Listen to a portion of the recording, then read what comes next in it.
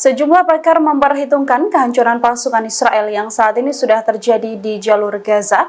Selama perang berlangsung, pengamat dan para pakar mendapati ada setidaknya 5 tanda awal keruntuhan Zionis makin nyata adanya. Dikutip dari Pars Today, salah satu tanda hancurnya Zionis adalah munculnya organisasi negara Yehuda di tepi barat dan mencoba mengubah Israel menjadi rezim religius dan juga rasis, yang mana organisasi ini membenturkan dalam konflik di jalur Gaza.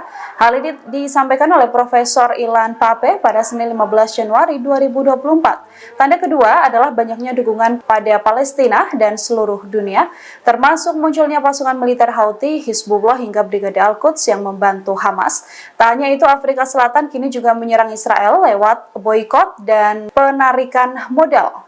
Tanda ketiga, yakni munculnya kesenjangan perekonomian di Israel. Resiko kemiskinan di Israel meningkat karena konflik di Laut Merah yang dikuasai oleh kelompok Houthi Yaman. Tanda keempat, bagaimana pasukan Israel tidak membantu melawan pasukan Hamas di selatan dan juga utara.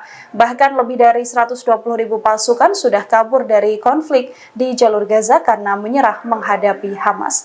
Tanda kehancuran terakhir adalah ketika pasukan Israel tak lagi didukung oleh Amerika Serikat karena kerap kali berbeda pendapat. Download Tribun X sekarang, menghadirkan lokal menjadi Indonesia.